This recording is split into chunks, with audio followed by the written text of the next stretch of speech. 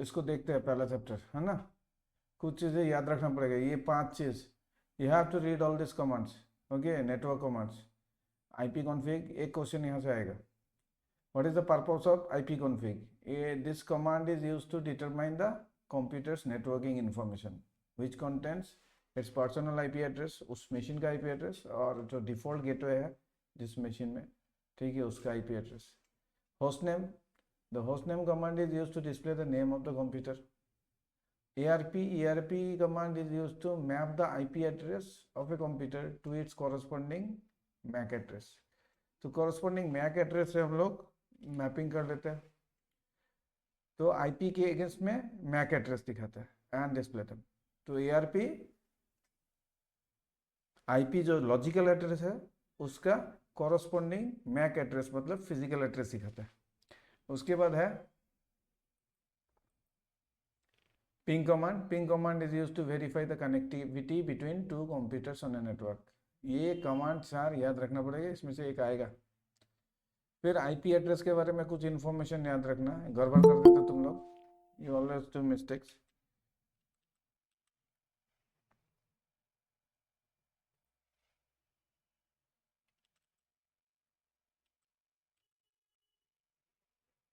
Size of IP version 4 32 bit है, अगर bit में दे तो देख लेना बिट है कि नहीं, और 4 बाइट्स होगा अगर बाइट्स में है। आईपी वर्जन 4 को क्या बोलते हैं? डॉटेड डेसिमल फॉर्मेट या डॉटेड डेसिमल नोटेशन। बुक में तुम्हारा नोटेशन लिखा हुआ है, फॉर्मेट लिखने से भी होता है, नोटेशन ही लिखना बुक में जैसे, है ना। फिर जगह रिप्रेजेंटेशन कैसे होता है? 4 ऑक्टेट में होता है, इन सबको बोलते हैं ऑक्टेट, क्योंकि 8 बिट का वैल्यू है, ये डेसिमल वैल्यू है लेकिन बाइनरी में ये 8 बिट के अंदर ही आएगा। तो 192.168.120.1, तो 4 ऑक्टेट्स सेपरेटेड बाय डॉट, ये है रिप्रेजेंटेशन आईपी वर्जन 4 का, ठीक है। Each 8 bit of IP version 4 is called octet. ये जो 8 बिट का एक एक वैल्यू है उसको बोलते हैं ऑक्टेट। तो एक एक ये ऑक्टेट का रेंज क्या होगा? Range of value supported by each octet, मतलब इस वैल्यू को हम लोग 255 से ज़्यादा नहीं लिख सकते, 0 से कम नहीं लिख सकते। सो 0 to 255 कोई भी वैल्यू हर 4 ब्लॉक में आएगा, इससे ज़्यादा आने से वो इनवैलिड एड्रेस हो जाएगा, पहले भी सिखाया मैंने। नेक्स्ट आता है आईपी वर्जन 6, 128 बिट का होता है और ये 16 बाइट होता है। 8 से डिवाइड करो, 8 × 16 इज 128। कोई दूसरा नेम नहीं है आईपी वर्जन 6 का, ठीक है ना। आईपी वर्जन 6 में क्या होता है? ऐसे 8 डिविजन्स होते हैं, 8 सेगमेंट्स होते हैं, है ना, 8 ग्रुप होता है जिसमें 4 हेक्साडेसिमल वैल्यूज होते हैं। तो ABCDEF तक आएगा, लेटर में भी ABCDEF आएगा क्योंकि A10 है, B11 है, C12 है, D13 है, E14 है और F15 है। हेक्साडेसिमल 0 to 15 वैल्यूज होते हैं, है ना। 0 to 9 10 वैल्यू और A to F 6 value, 16 value. तो ये 2 हेक्साडेसिमल डिजिट मिला के 1 बाइट होता है और 2 मिला के 1 बाइट होगा। तो एक एक ब्लॉक तुम्हारा 4 हेक्साडेसिमल वैल्यू का जो है 2 बाइट्स करके है। ऐसे 8 ब्लॉक है, 1 2 3 4 5 6 7 8 कोलन से सेपरेट होता है ये, और ये 16 हो गया, 8 × 2 16। सो 8 groups of hexadecimal values separated bye, 2 बार हो गया, सेपरेटेड बाय कोलन, है ना। उसके बाद each 8 bit group of IP address is called, इसको कुछ नहीं बोलते, कोई स्पेसिफिक नेम नहीं है। और रेंज क्या हो जाता है? क्योंकि हेक्साडेसिमल है, सबसे छोटा वैल्यू हेक्साडेसिमल डिजिट का होता है 0 0 0 0 0, 4 0 हो सकता है सबसे छोटा, और सबसे बड़ा होगा F F F F। वो स्मॉल लिखो या कैपिटल लिखो फर्क नहीं पड़ता है, लिखने से होगा, क्लियर। उसके बाद आता है MAC address. MAC address 48 bit का होता है, मतलब 8 से डिवाइड करो तो 6 बाइट्स, है ना। उसका दूसरा कोई नेम है नहीं है actually, media access control address बोलते हैं इसको। मैक मतलब मीडिया एक्सेस कंट्रोल, एक लेयर है। तो मैक एड्रेस, या तुम बोल सकते हो ये फिजिकल एड्रेस है नेटवर्क कार्ड का और NIC का, नेटवर्क इंटरफेस कार्ड का। इसका रिप्रेजेंटेशन क्या होता है? हाइफन से सेपरेटेड होता है और 6 पेयर होता है हेक्साडेसिमल वैल्यूज का। 2 हेक्साडेसिमल वैल्यू मतलब 1 बाइट, ऐसे 6 पेयर है हेक्साडेसिमल वैल्यू का, तो एक पेयर में 1 byte, 2 bytes, 3 bytes, 4 bytes, 5 bytes, 6 bytes, है ना। 6 groups of 2 hexadecimal values separated by, ये तो 2 बार हुआ, वहाँ भी हुआ है, कॉपी पेस्ट किया था शायद मैंने, ऑब्वियसली किया था, हाइफन हो गया। Each of the 8 groups of IP version 6 is called, नाम, यहाँ कोई नाम नहीं है इसका। Range of values supported by each group, ये तो दो दो का वैल्यू का हो रहा है, कोई ज्वाइन करना चाहता है रे।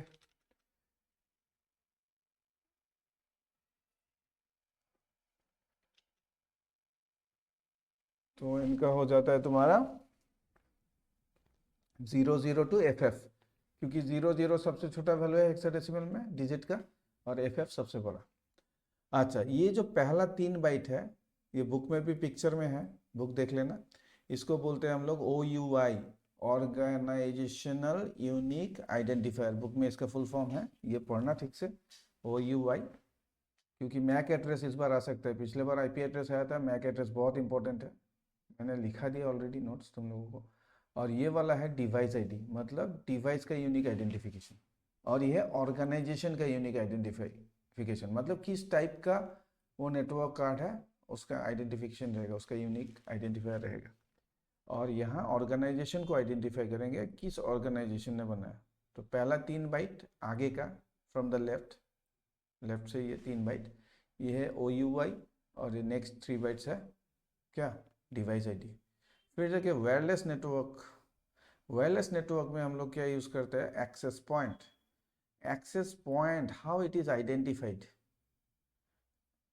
it is identified by the name given to it, it is called SSID, service set identifier, full form book में है, पढ़ना।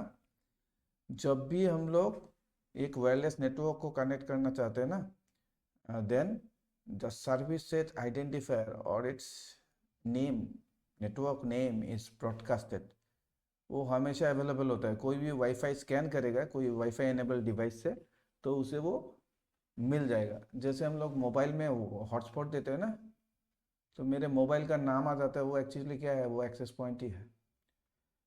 ठीक है, ठीक है। तो वो SSID को ही हम लोग एक्सेस करते हैं, मतलब वो आइडेंटिफिकेशन है उस डिवाइस का। क्योंकि अलग अलग डिवाइस, नेटवर्क डिवाइस हो सकता है जो कि वायरलेस कनेक्टिविटी दे रहे हैं, किसको कनेक्ट करेंगे कैसे समझेंगे, उसके SSID से, ठीक है ना।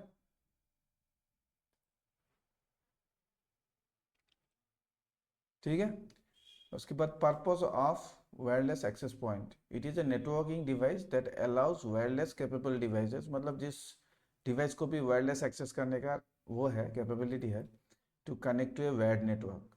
तो बेसिकली तुम्हारा मोडेम जो होता है वो एक्सेस पॉइंट जैसे ही काम करता है, ब्रॉडबैंड मोडेम, उसमें अगर वायरलेस है और वाईफाई जोन बना लिया अपने घर को, कहीं से भी तुम किसी मोबाइल से भी किसी डिवाइस से भी कनेक्ट कर रहे हो वाईफाई, तो वो एक्चुअली क्या है, एक्सेस पॉइंट जैसे ही काम कर रहा है। ठीक है, इसके बाद आता है प्रोटोकॉल्स एंड देयर पर्पस, किस प्रोटोकॉल को किस लिए यूज़ करते हैं।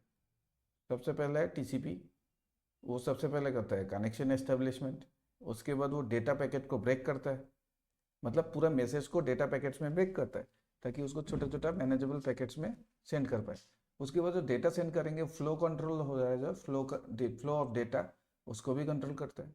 फिर कंजेशन हो रहा है नेटवर्क में, उसका रिपोर्ट भी TCP को आता है IP से, और वो भी कंट्रोल करता है, और एरर चेकिंग भी करता है। फाइनली डेटा पहुंचा कि नहीं ठीक ठाक, वो भी देखना काम है TCP का।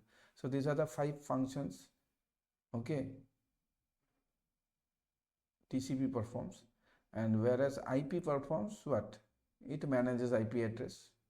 It sees what type of IP address is given to, or what IP address is given to each device, and then it routes packet between IP addresses, मतलब एक रूटर से दूसरे रूटर में, नेटवर्क में router से दूसरे router में data भेजने के लिए वो मदद करता है। इतना ही काम है IP का। फिर देखिए SMTP होता है, नाम ही है सिंपल मेल ट्रांसफर प्रोटोकॉल, ये तो इंटरनेट प्रोटोकॉल है पता ही है, ये TCP है, transmission control protocol. Simple mail transfer protocol क्या करता है, ये transfers email from a email client. Email client मतलब जो सॉफ्टवेयर ईमेल भेज रहा है, चाहे तुम गूगल में कनेक्ट करके मेल भेज रहे हो, तो गूगल का जो इंटरफेस है वो ईमेल क्लाइंट सॉफ्टवेयर है, वो मेल भेज रहा है ना। कहाँ जाएगा? एक सर्वर को जाएगा, ईमेल सर्वर को जाएगा, जहाँ किसी और का इनबॉक्स है ना। तो एक ईमेल क्लाइंट से ईमेल को ट्रांसफ़र करता है ईमेल सर्वर पर, that is it manages outgoing mails. जो मेल बाहर जाएगा, मतलब तुम भेजोगे तो बाहर जाएगा, तो उसको मैनेज करता है। Then POP, post office protocol, it helps in receiving emails from email server to email client, that is it manages incoming mails. तुम जब इनबॉक्स से क्लिक करके मेल को एक्सेस करोगे या इनबॉक्स में आएगा, वो POP से आएगा, ठीक है। ऑटो फेचिंग रहता है, मेल तो ऑटोमेटिकली आ जाता है, ठीक है। मेल क्लाइंट होगा तो तुम्हारा मेल बॉक्स जो होगा, एक्चुअली गूगल का मेल बॉक्स है, मान लो तुम आउटलुक एक्सप्रेस यूज़ कर रहे हो, तो गूगल से तुम अगर डाउनलोड करके आउटलुक एक्सप्रेस में लाना चाहते हो और लोकली काम करना चाहते हो, देखना चाहते हो, तो तुम लोग ये कर सकते हो, POP यूज़ कर सकते हो, मतलब तब POP यूज़ होता है। Then HTTP, hypertext transfer protocol, it allows to exchange hypertext information on the internet. Internet में कोई भी वेब पेज देखना चाहते हो, वो हाइपरटेक्स्ट डॉक्यूमेंट है, उसको उसके डेटा ट्रांसफ़र करने के लिए HTTP चाहिए। और अगर HTTPS लगाए, वो सिक्योर हो जाता है, मतलब एनक्रिप्शन के साथ ट्रांसमिशन देखते हैं, सिक्योर ट्रांसमिशन देखते हैं, that's it. FTP, file transfer करता है एक डिवाइस से दूसरे डिवाइस में इंटरनेट पे। और FTTPS सिक्योर होता है, वो एनक्रिप्टेड फाइल, मतलब फाइल को एनक्रिप्ट करके ट्रांसफ़र करता है, दैट्स इट। DHCP बहुत इंपॉर्टेंट है, ये आ सकता है इस बार, डायनेमिक होस्ट कॉन्फ़िगरेशन प्रोटोकॉल। एक शॉर्ट क्वेश्चन भी बुक में है, उसको भी ध्यान से पढ़ना। It is use to automatically assign IP addresses to devices on a network. एक नेटवर्क में डिवाइस जो जो कनेक्टेड है ना, तो उसको IP एड्रेस ऑटोमेटिकली प्रोवाइड करना का DHCP का काम है। तो DHCP एनेबल्ड ही होता है नॉर्मल, और अगर तुम्हारा एक DHCP सर्वर है, on behalf of you, it will allocate addresses, IP addresses to all connected devices। फिर नेटवर्क कमांड्स नहीं होगा यहाँ, है ना। HTML, HTML में क्या है, ये एक क्वेश्चन आ सकता है, what are the 3 building blocks of HTML। मतलब पूरा एक HTML पेज या वेब पेज, यहाँ वेब पेज भी बोल सकते हैं,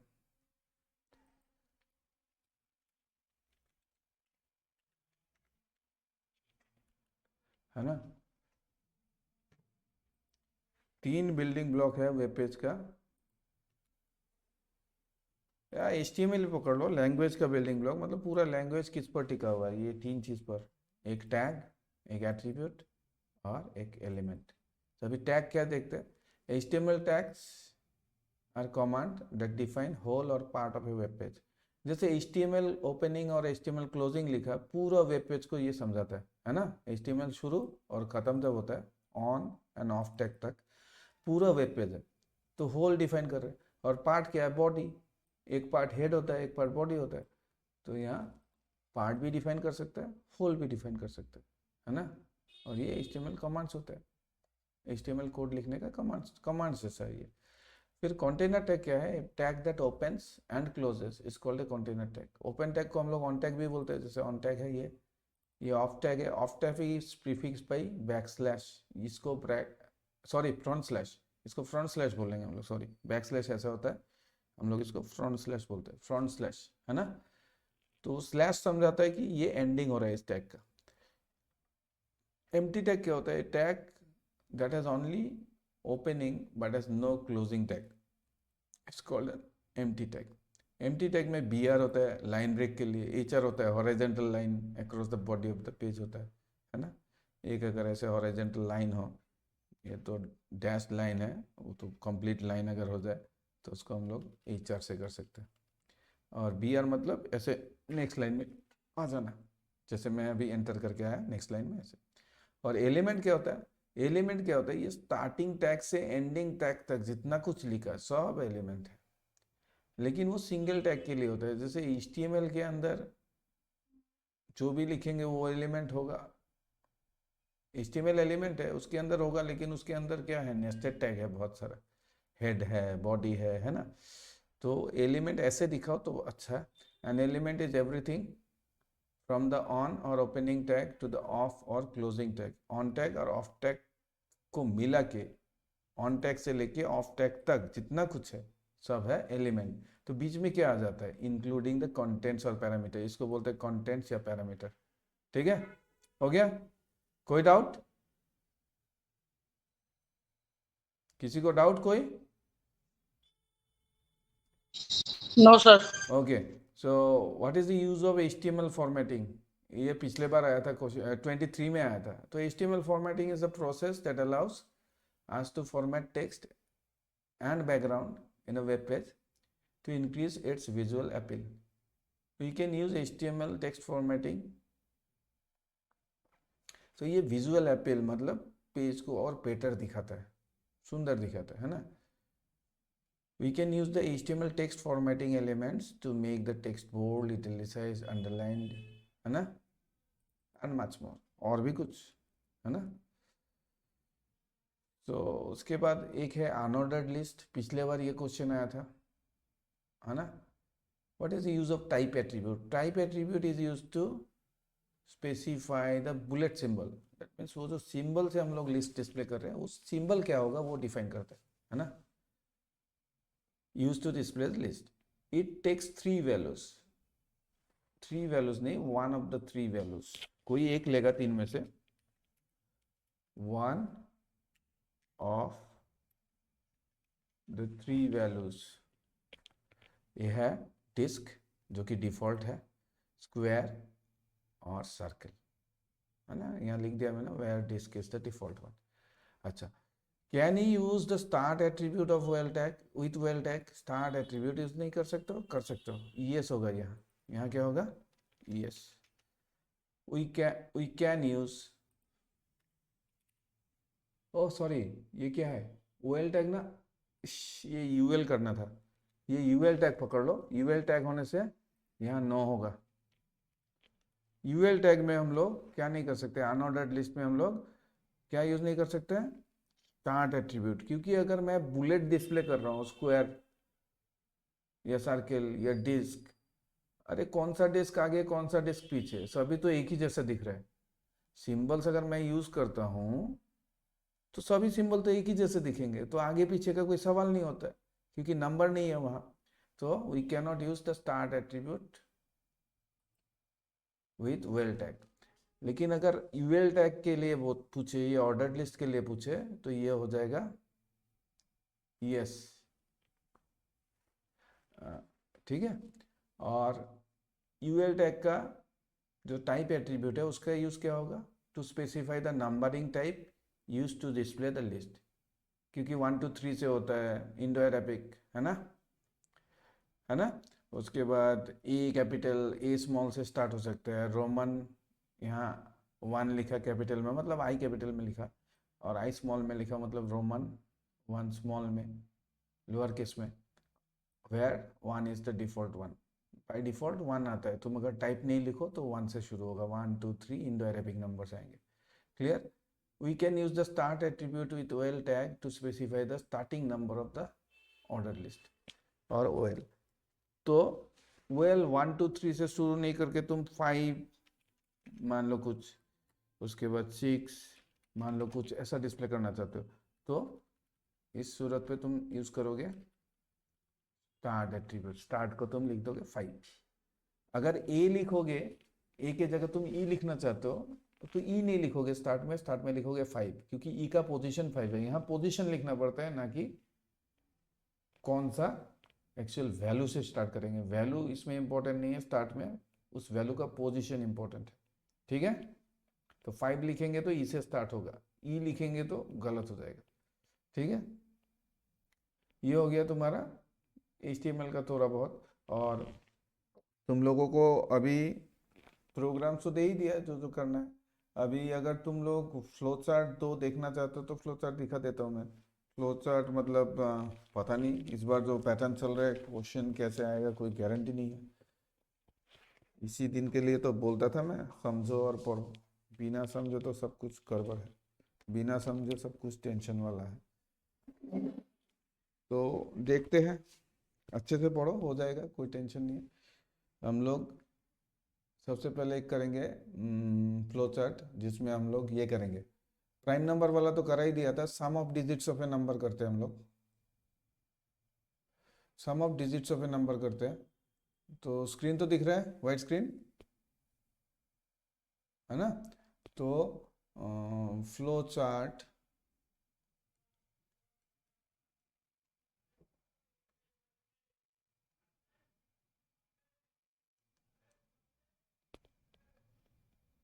to calculate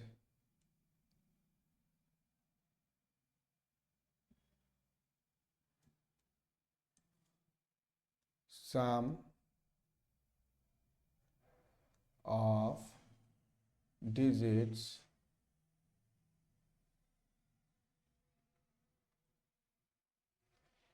of a number।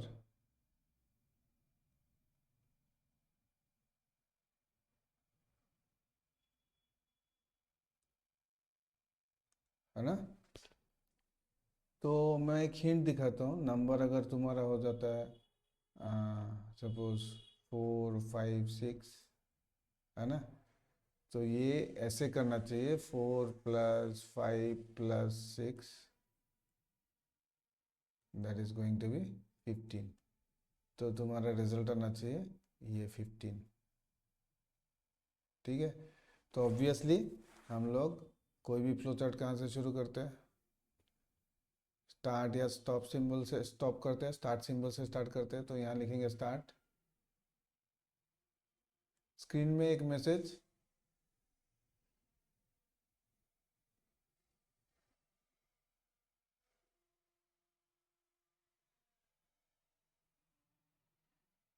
Message क्या करेगा, नंबर प्रिंट करेगा। तो मैसेज प्रिंट करोगे तो तुम लिख सकते हो प्रिंट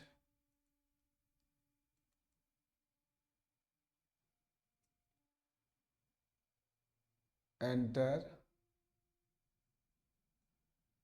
सपोज एन बोल के एक नंबर में हम लोग ले लेंगे, और इसको ऑब्वियसली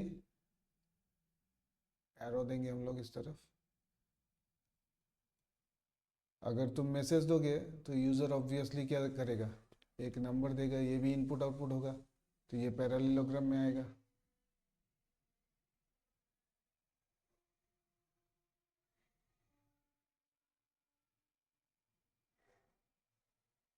तो यहाँ लिखेंगे हम लोग रीड,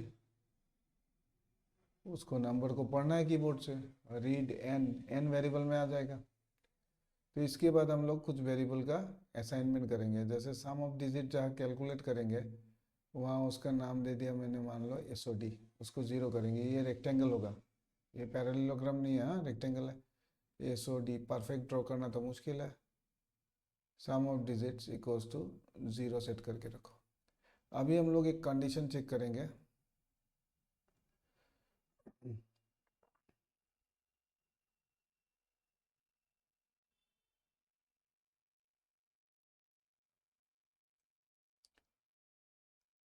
जैसे तुम्हारे बुक में वैसे करो, is n equals to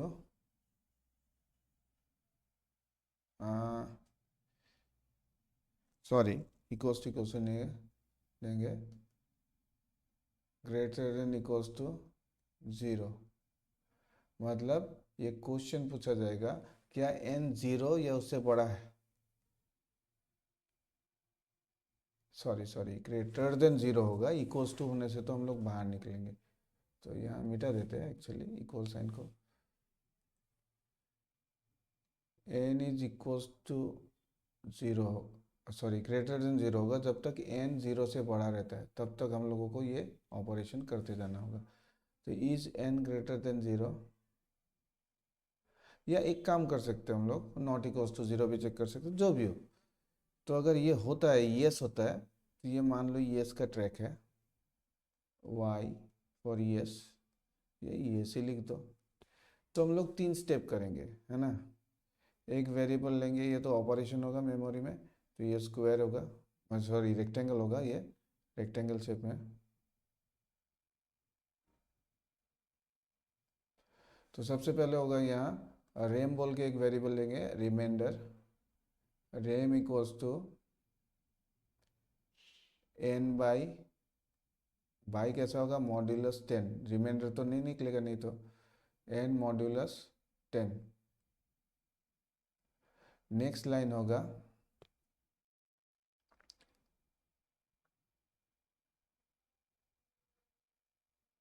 SOD equals to SOD plus rem. तो यहाँ तो हमारा जगह कम हो गया थोड़ा सा, है ना। तो हम लोग एक काम करते हैं, इसको साइड में रखते हैं। यहाँ और एक लाइन ऐड करना होगा, थोड़ा इरेजर यूज़ करेंगे हम लोग, उपाय नहीं। तो ये जो रिमाइंडर निकलेगा वो यूनिट प्लेस का डिजिट निकलेगा, है ना। 456 दिखाया था ना, 456 को 10 से डिवाइड करने से 6 रिमाइंडर आ जाता है ना। तो वो सम ऑफ डिजिट्स में ऐड हो जाएगा 6, 0 + 6 6 हो जाएगा। अभी इसके बाद हम लोग क्या करेंगे, उसके बाद हम लोग करेंगे क्या, एक्चुअली नंबर को 10 से डिवाइड कर देना है, क्योंकि नंबर इंटीजर है, इंटीजर पकड़ेंगे हम लोग। यहाँ तो उतना डिटेल्स नहीं दिखाते हम लोग फ्लो चार्ट में। सो अगर इंटीजर बाई इंटीजर करेंगे तो वो 45.6 नहीं दिखाएगा, 45 दिखाएगा। तो एक्चुअली हम लोग करेंगे क्या, n इक्वल्स टू n/10। ये करने से नंबर क्या हो जाएगा, 10 से डिवाइड हो जाएगा। ये हो जाने के बाद हम लोग कहाँ चले जाएंगे, हम लोग ना फिर से चेकिंग करने चले जाएंगे कि नंबर क्या 0 से बड़ा है कि नहीं। ऑब्वियसली 45 बड़ा है तो अंदर घुस जाएगा। फिर आएगा 45, यहाँ 10 से मॉड्यूलो डिवाइड करेंगे, 4.5 मतलब 5 आएगा।